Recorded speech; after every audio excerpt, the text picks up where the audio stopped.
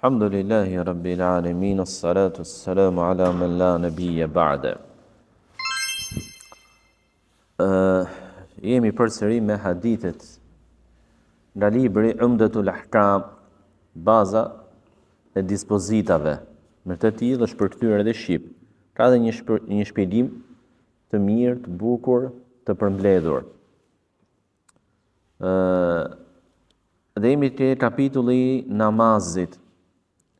Dhe të hadithet e temës së safeve, rregullave, çështjeve që kanë të bëjnë me këtë gjë që paraprin namazin apo që paraprin tekbirin fillestar.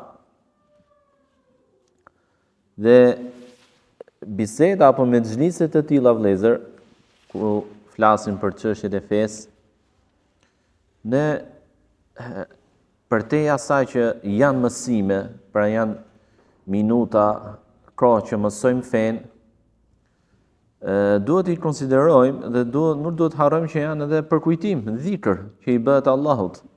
Dhe është nga dhikrat më të mirë, mësimi i fesë, përmendja e ajeteve kuranore, haditheve të profetit alayhis salatu wassalam, çështjeve fetare, na ndihmojnë që jo vetëm përmendim Allahun, por edhe mësojmë fen njëkohësisht. Dhe muslimanët sot, në tërësi, jo vetëm në Shqipëri, por ne flasim për ata të Shqipërisë, se për ta jemi përgjegjës, kanë mungesë të thellësuar të njohurive fetare. Normalisht jo ka shkaqjet e veta, jo gjithmonë janë fajtor, sepse nuk ka këtu sistem apo kurrikula të lëndëve fetare në shkolla, siç është në shumë vende islame, pra që islami mësohet që me ABC-n. Dhe as nuk ka këtu hapësira apo lehtësi të ndjekësh shkollat fetare islame. Jo vetëm në aspektin ekonomik, por edhe në aspektin e saktësisë së besimit islam që japin në shkollat. Prandaj vëllezër, mezhliset e tilla ne do t'i konsiderojmë mirësinë nga Allahu. Falenderojmë Allahun subhanahu wa taala që na dha shëndet, na dha kohë, na dha një ambient të tillë, pra në xhamin, vendet më dashura të Allahut, pra nuk jemi fshehur azi në një biruc, në një vend të largët ku nuk na sheh njeri, por jemi lirshëm. Dhe në vendin më dashur të Allahut, në shtëpiat e tij, të mësojmë për fenë Allahut subhanahu wa taala. Dhe sahabët radhiyallahu taala anhum mblidheshin, lexonin Kur'anin bashkë, përmendnin tefsiret e ajeteve bashkë, pra mësonin. Dhe në kohën kur profeti alayhis salatu wasallam ishte midis tyre, nuk i ndaheshin atij, donin të mësonin fenë, kishin etje të mëdha për të mësuar fenë. Dhe kjo është nga ato veçori që i ngriti lart ata dhe i bëri model dhe më të mirët e ummetit, më të mirët pas të gjithë pejgamberëve. Çdo profet që është ndjekur nga populli i tij apo në një grup njerëzish ka pasur hawariyun, ka pasur sahab. Dhe më të mirët e të gjithë këtyre që shoqëruan profetët janë sahabët e Muhamedit alayhis salatu wassalam. Dhe kjo është mirësi edhe për ne, të mëvonshmit. Sepse Allah subhanahu wa taala na dha modele të tilla. Pra kemi pejgamberin më të mirë dhe shoqëruesit më të mirë, librin më të mirë, shpërblimin më të madh dhe adhurimet më të lehta.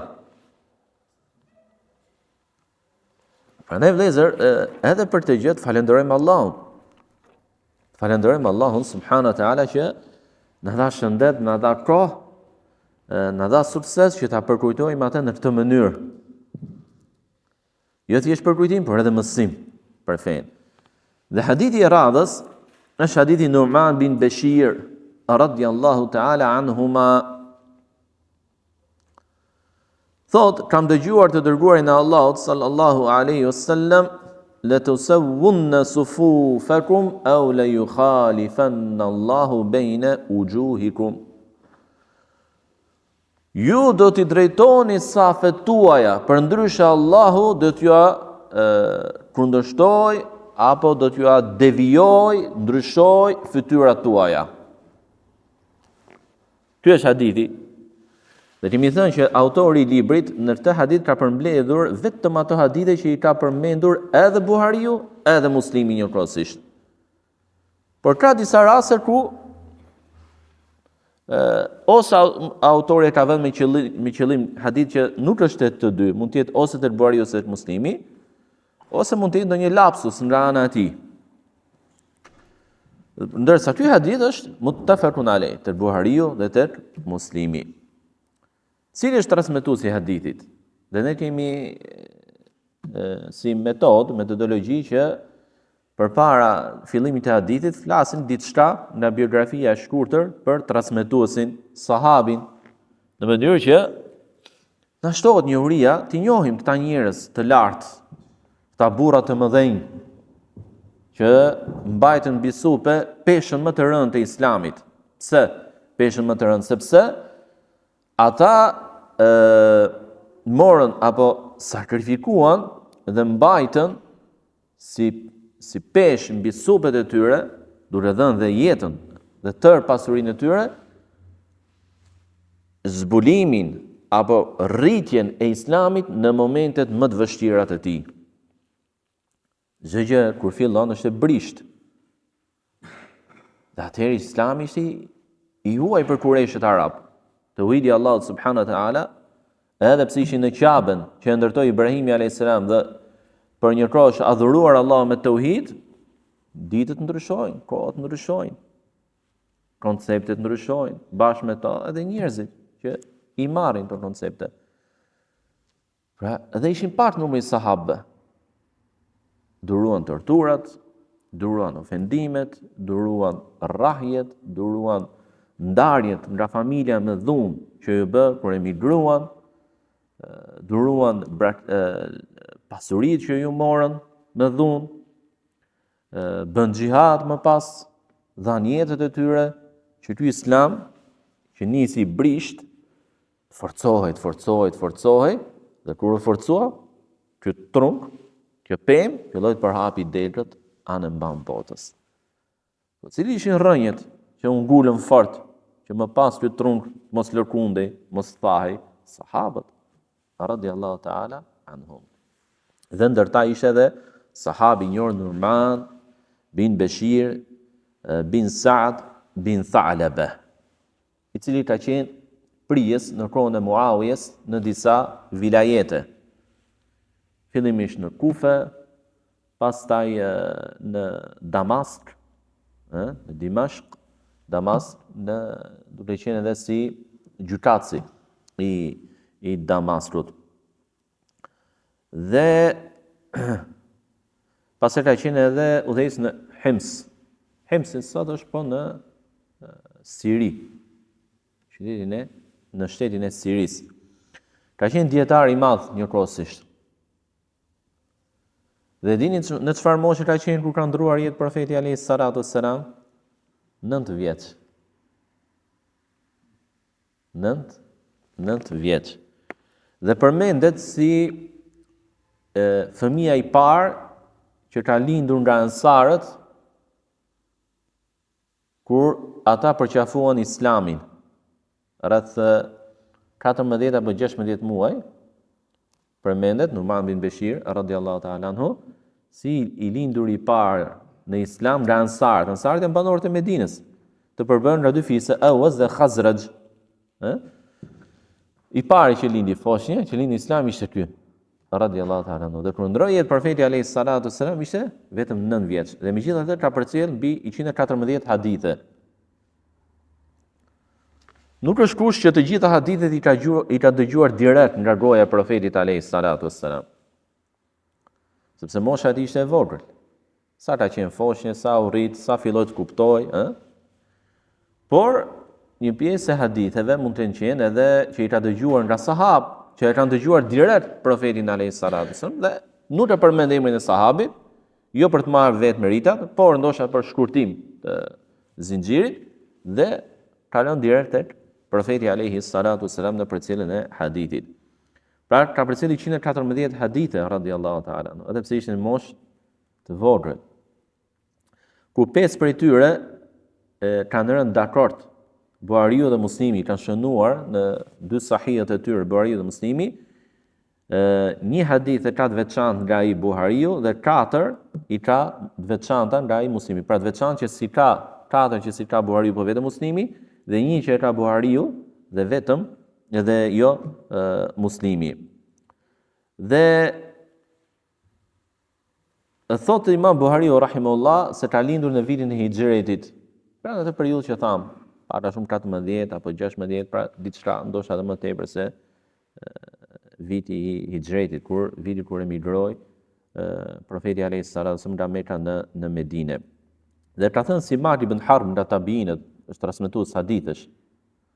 Ka thënë nuk kam parë njeri më të mirë ose Hatib, ai që mban hutbet, më të mirë se Nu'man bin Bashir. Kjo jo vetëm nga oratoria e tij, se mund të jesh orator, po thu gjëra kot, pa vlerë, kupton? Mund t'i thush me rim, mund t'i bësh njerëzit qeshin e tjerë, po çfarë po thu? Jo, nuk është kuptimi. Kuptimi është që orator fliste qartë, bukur, me argument dhe kuptoshin të gjithë.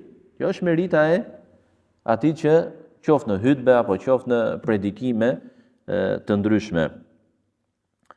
Dhe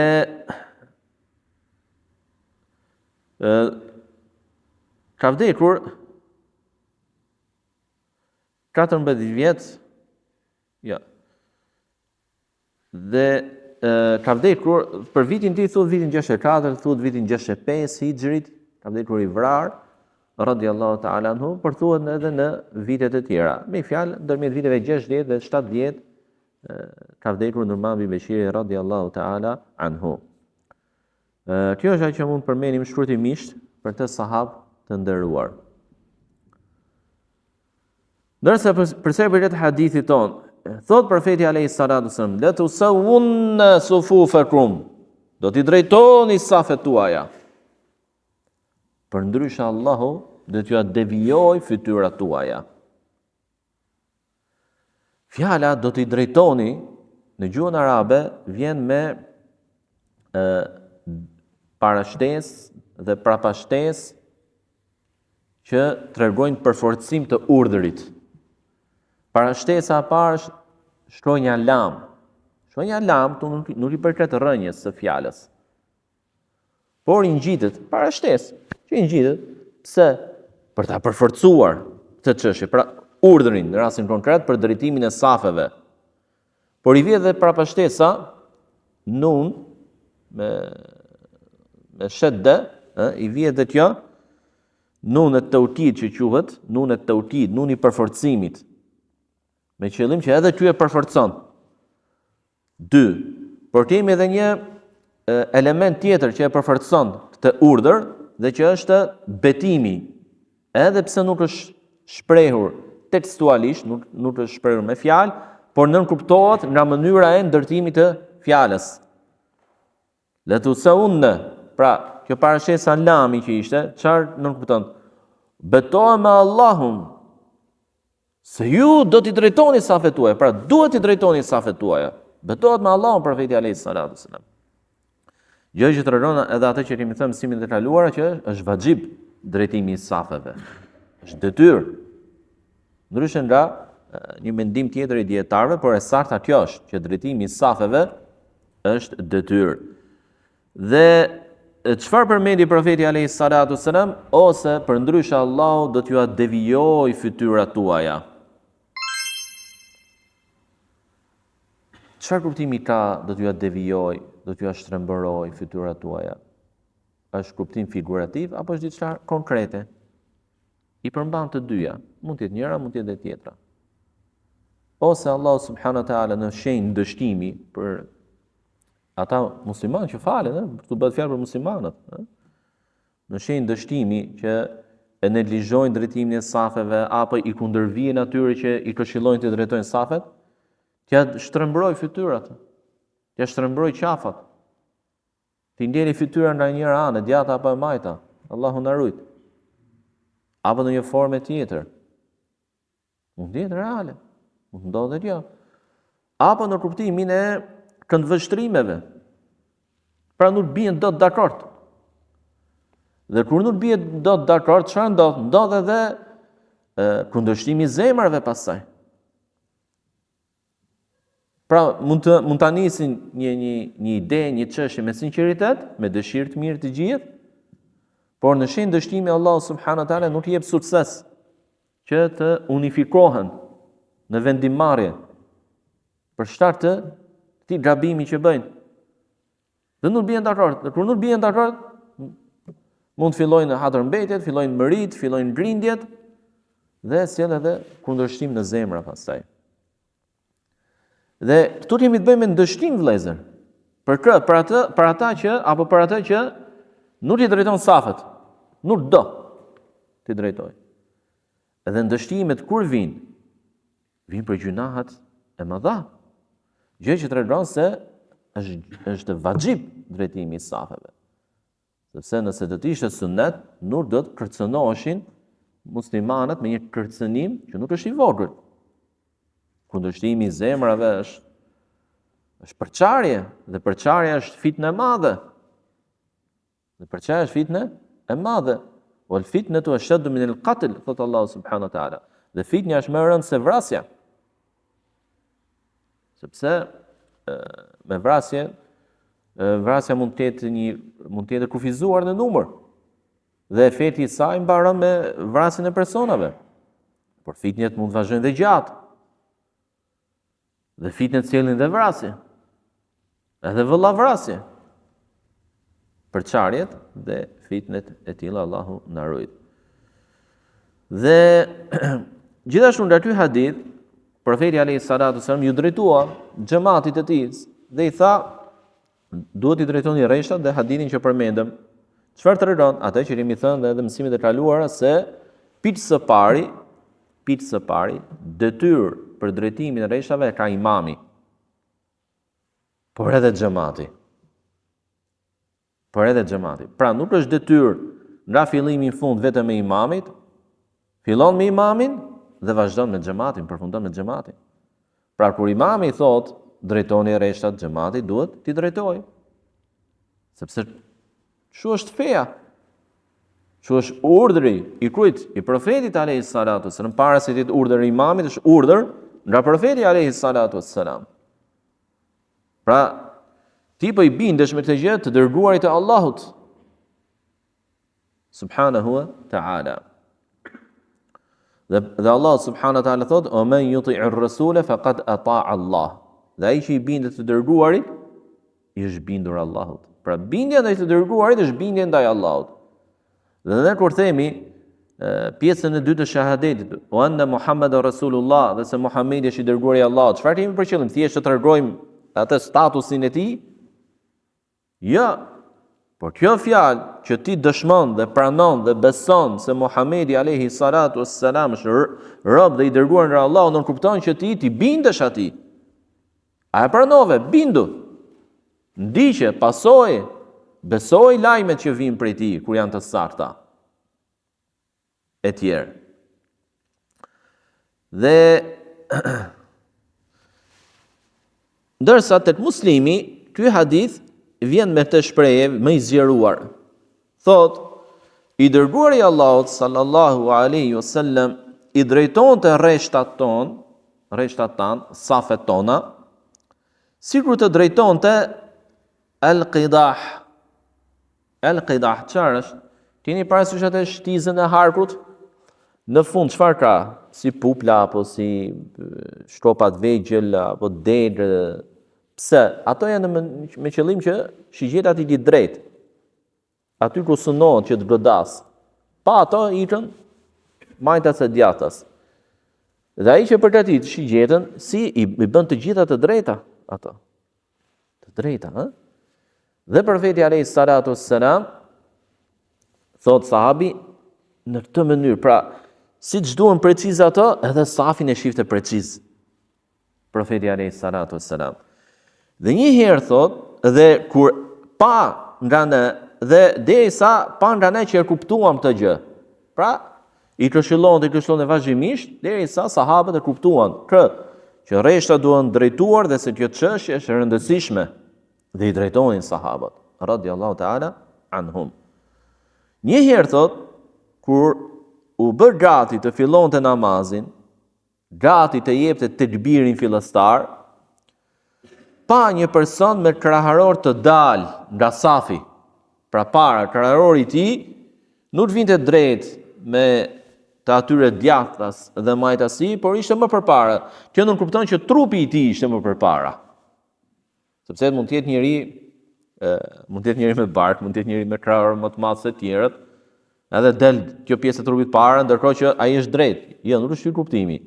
Por ishte më para edhe me tërë trupin e tij, po qëndronte më para. Dhe e pa profeti alayhi salatu wassalam dhe tha: "O robër të Allahut, o robër të Allahut, ju duhet i drejtoni safet tuaja, për ndryshe Allahu do t'ju devijoj fytyrat tuaja." Për ndryshe Allahu do t'ju devijoj fytyrat tuaja. Dhe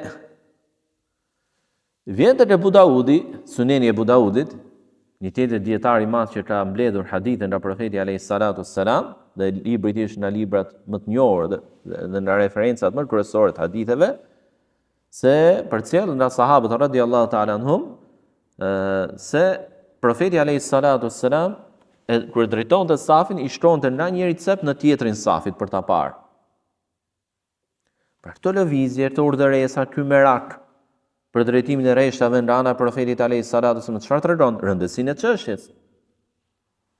Rëndësinë e çështjes. Dhe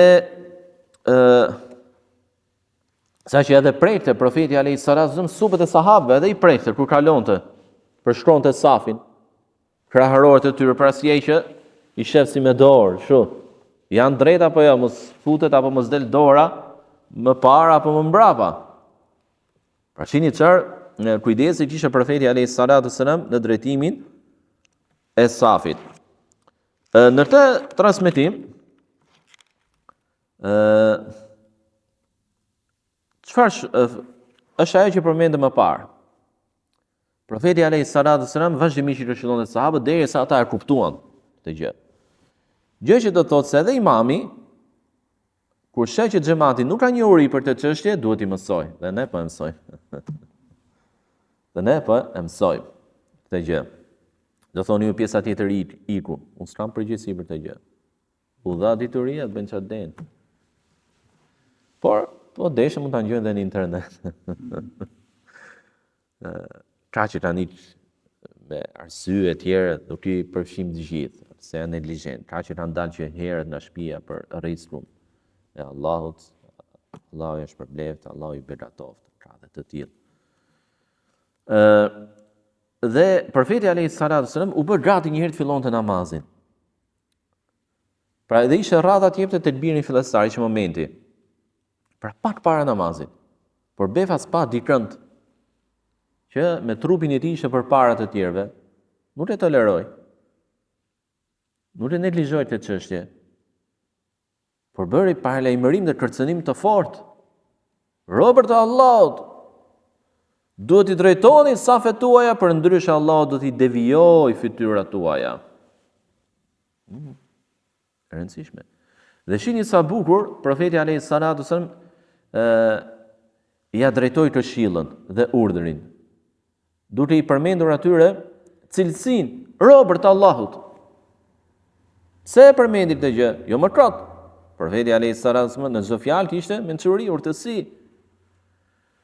Dobia është sepse kur ti i kujton vetes që je rob i Allahut, si ai që e thot, si ai që e dëgjon, atëherë detyra jote si rob i Allahut çfarë është? Të bindesh. Ti nështrosh Allahut subhanahu wa taala. Prandaj merret këtë urdhër. Gjë që do thotë se gjithmonë nga ne mund të ketë rastis që e ka këshilluar dikën pranë tij që drejtohet, të afrohet, bashkohet. Por mund të jetë hasur jo thjesht refuzim, por edhe për çmim nga ana e tjetrit. Dhe kjo është gabim. i përçmuesit, i refuzuesit, gabim i rënd.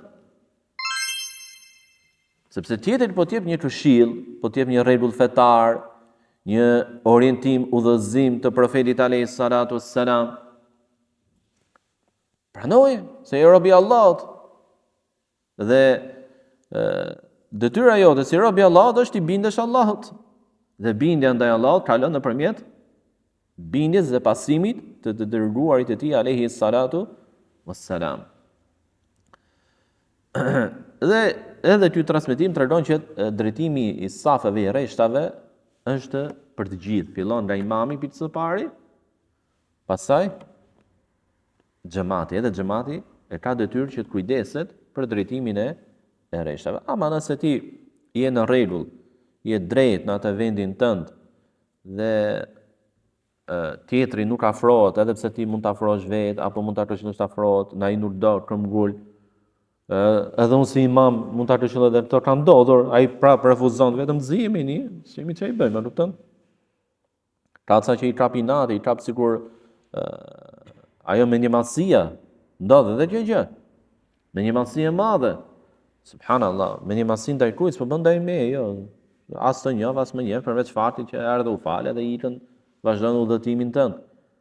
Por kjo është me një madhësi ndaj bindjes, urdhërit të dërguarit e Allahut sallallahu alaihi wasallam. Nuk shkon kjo punë, është e rëndë kjo gjë. Kjo gjë është e rëndë. Sepse njeriu mund të mos e bëjë një çështje, një udhëzim të profetit alayhis salatu wassalam për ton neglizhant dembel. Por kur e bën por kur e refuzon nga mendjemadhësia, kjo është më e rëndë. Kjo është akoma dhe më e rëndë. Është pasimi i iblisit në këtë gjë. Iblisi pse refuzoi? Ti bëj sejdë Ademit si bindje ndaj Allahut. Nga mendjemadhësia, khalaqtahu min nar wa khalaqtani min tin. Ata e krijove khalaqtani min nar wa khalaqtahu min tin. Më krijove mua nga zjarri, ndërsa ata e krijove nga balta. Me idenë që zjarri është më i mirë se balta, po në realitet zjarri mund të jetë më i fortë, por s'është më i mirë se balta, se zjarri del, balta jep prodhim. Balta jep prodhim, është tokë. Është tokë. Zjarri është i hashpër nga natyra e tij, balta është edhe e butë. Dhe gjithashtu thon dietarët se nga dobitë e këtij hadithi është se imami nuk duhet ta fillojë namazin pa u bindur dhe pa qenë i sigurt se safet janë drejtuar.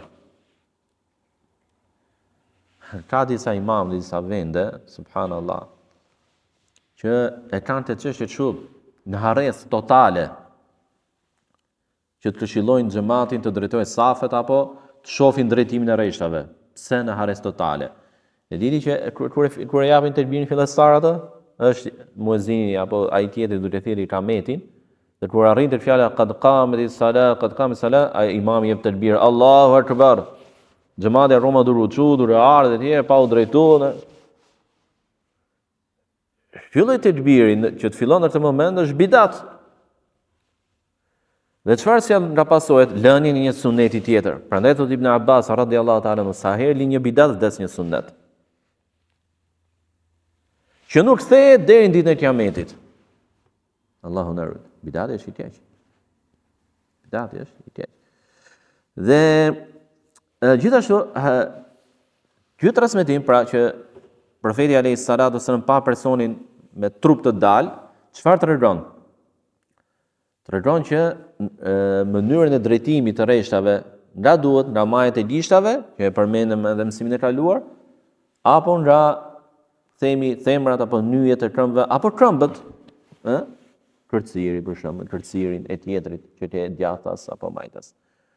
Nga nyjet e këmbëve apo nga kërciri, apo nga shpatullat, që piqet shpatulla me shpatullën, supi me supin. Dhe jo nga majet e gishtave, sepse tham, këmba dikur të jetë më e madhe se tjetrit, dhe kjo sjell ca para, ca mbrapa, nuk është drejtim ky. Por drejtimi i vërtet, i bukur, i rregullt është kur ndodh në mënyrën që përmendëm pra me nyjet e këmbëve. Gjithashtu hadithi tregon se kur personi këshillon të tjerët, imamin, xhamatin apo një muslimanin tjetër, duhet i përmendi edhe hadithin e profetit alayhis salatu wassalam. Xhamat drejtoni sahabët, sepse i dërguari i Allahut ka thënë, do i drejtoni sahabët, për ndryshe Allahu do t'ju devijoj, do t'ju shtrembëroj fytyrat tuaja. Pse? Sepse kjo gjë jo vetëm që e bën më të kujdesshëm, më të vëmendshëm xhamatin ta dëgjoj këshillën, por edhe nxit dhe ushqen tek ai dëshirë më të madhe për ta pasuar atë që u dha nga këshilla, në rastin konkret drejtimin e safeve. Tema ka dhe të partën 2 hadithe tjera, kështu që do kemi dhe një natë tjetër inshallah. Elusim Allahun subhanahu wa taala të na japi diturinë në fenë e tij, të na bëjë neve pasues dhe zbatues të asaj që dëgjojmë dhe mësojmë. Subhanakallahumma bihamdik, ashhadu an la ilaha illa anta astaghfiruka wa atubu ilayk.